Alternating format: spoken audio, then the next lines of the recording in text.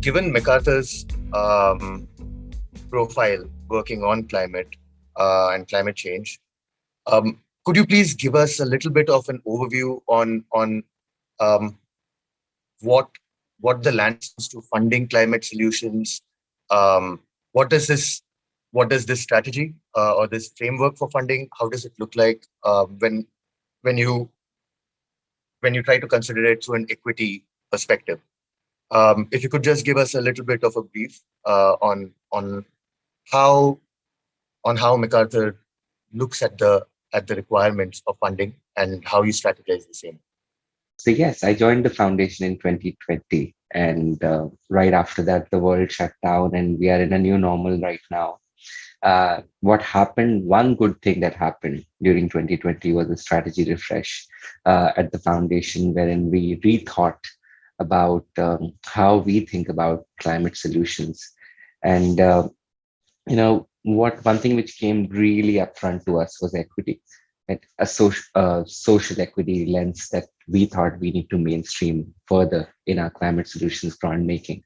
So how the foundation grant making happens is that we have four big bets. Climate solution is one of the four big bets, wherein it's a space and time bound effort. And the climate solutions big bet started in 2015, right after the Paris Agreement, wherein we decided at the foundation that three geographies, India, US, and China. If these three countries hold the flag on climate action, mostly from a mitigation point of view, the world will be a much better place, and the rest of the world will follow. Unfortunately, that did not happen, with a few successes here and there because of hyper-nationalism on the rise and a lot of other factors which happened. And that's when we reassessed our model and we figured out that, okay, domestic priorities in countries like India, US, and China maybe are more ambitious than their international targets that they set out for themselves internationally. And that's where we felt that, okay, it's more important to work at the national level, at the domestic level, and moving with the governments and subnational governments as well, to make sure that the subnational elements join together to become the national sort of climate action, and followed by international leadership. So that was a major change that happened in 2020. The other major change was on the equity front, wherein we went ahead to decide that, okay, climate solution isn't really a climate solution if it doesn't work out for people. So we went to that extent that, okay, we will have to mainstream equity across the climate solutions big bet. What would it mean in the within the Indian context is that we would need to focus on communities that have been historically disadvantaged, mostly economically disadvantaged at this point of time, communities that do not have access to, let's say, energy, communities that are going to suffer because of this imminent transition away from the fossil fuels. How does this transition really play out? So that would mean that across the four approaches that we have in our strategy, which include altering the political discourse around climate, making sure that we advance climate friendly energy policies and regulations, at the same time also build capacity of Indian civil society to deal with this crisis as it unfolds. In addition to that, we're also working with domestic philanthropy to make sure that we have a vibrant ecosystem of domestic givers and domestic actors in philanthropic giving to accelerate climate action locally. So these were a few sort of changes in the approaches that we thought. And from an equity standpoint, we would like to see voices coming from ground up, as opposed to just the organizations working on research bit, for instance.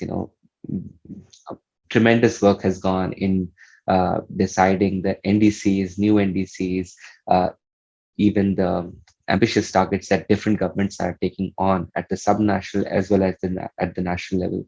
But I think the foundation feels that we need to go a little bit more bottom up and support organizations which are working at the subnational, or the organizations which are working with the subnational organizations, and ensure that now is the time to deliver. And I'll just end by saying that the next 5 to 10 years is the only window that we have on the mitigation front. And we're also starting to build in climate resilience as part of our portfolio as we get into the next decade. So I don't think it's appropriate to give any particular example of a grant that we have made where success is already visible, although we can see success when it comes to thinking cohesively about subnational action and national action. For instance, work that is being done on the just transition piece. First of all, there is a recognition across the country, and Vaibhav would agree to this, that we have to transition away from fossil fuels. The net zero direction that the country has taken and how it's percolating at the subnational level is a big testimony that we as a country are now gearing up for real action.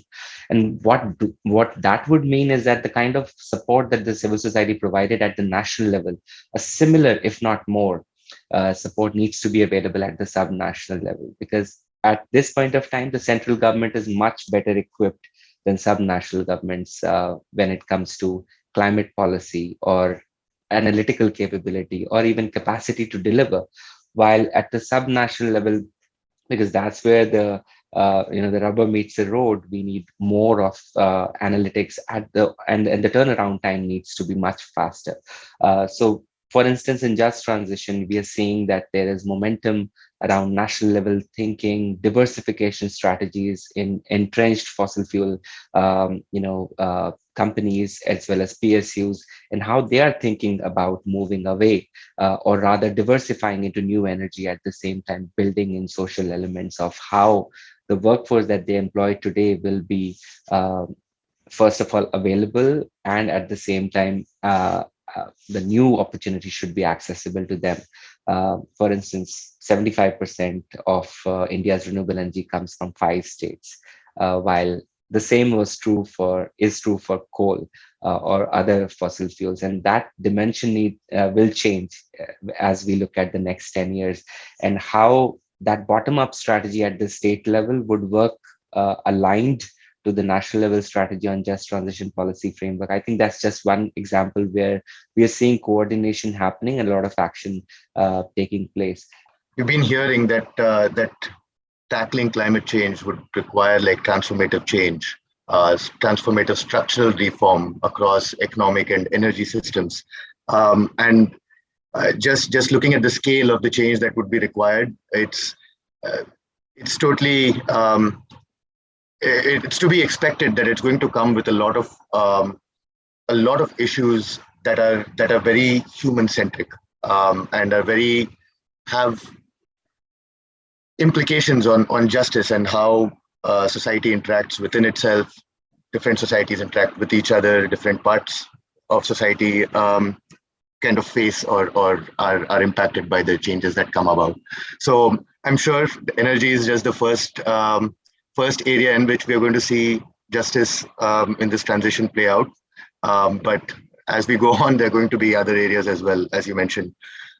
So the reason all of us have agreed, as a society, all the governments have agreed, is that this evidence is mounting, and it's very, very clear now that the even 1.1 degree C rise, which we have seen till now, post-industrial revolution, it has led to a lot more climate impacts than what we thought earlier. So impacts are rising non-linearly, and even the 0.4 degree C imminent increase, is going to create havoc.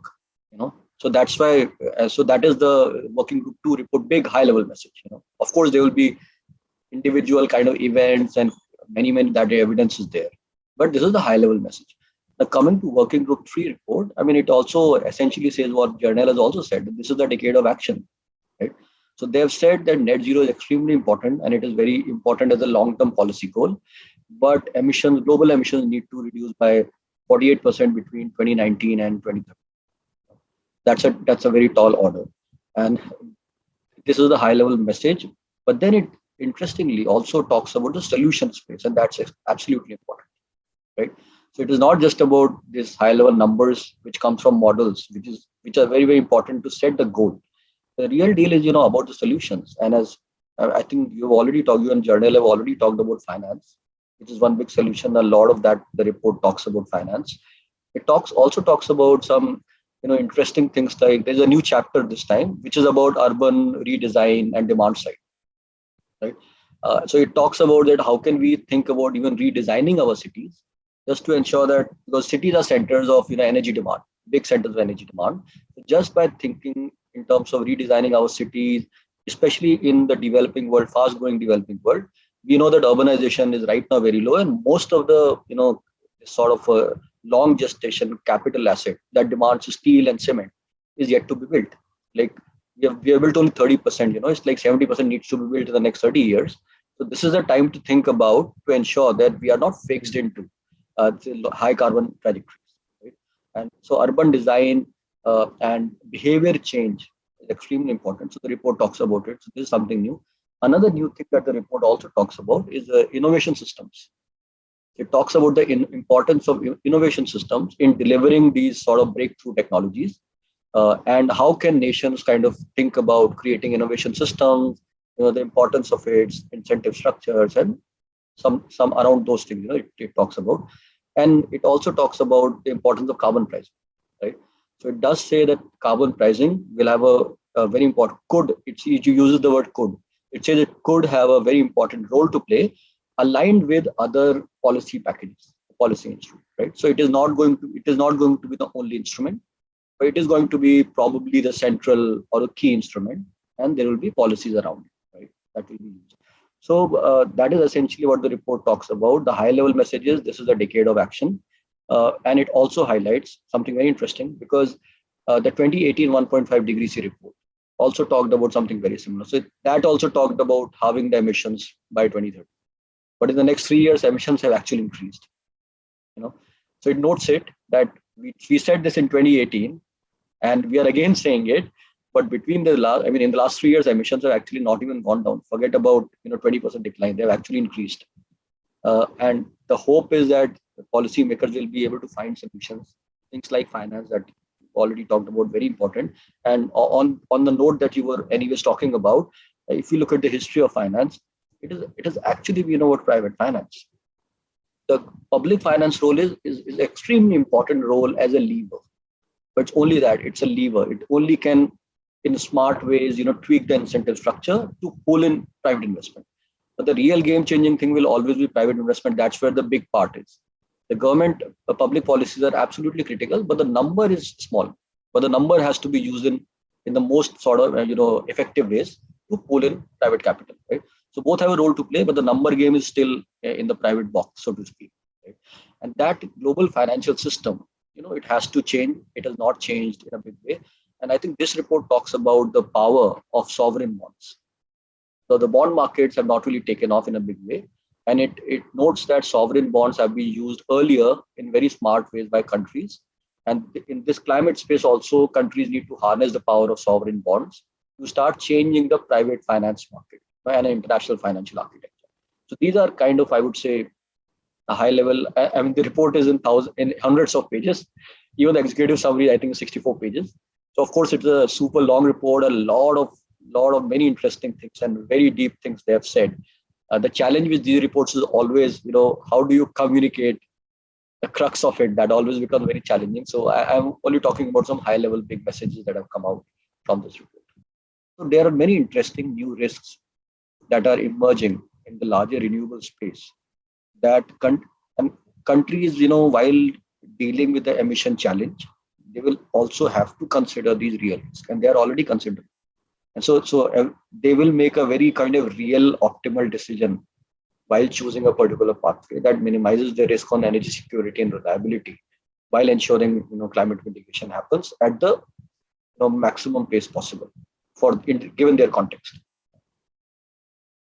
Yeah, very interesting. I think there's no denying that we're probably living in the most interesting period of time in a long while. So yeah, we will have to just wait and see how where the pieces fall and how things play out for many of these questions.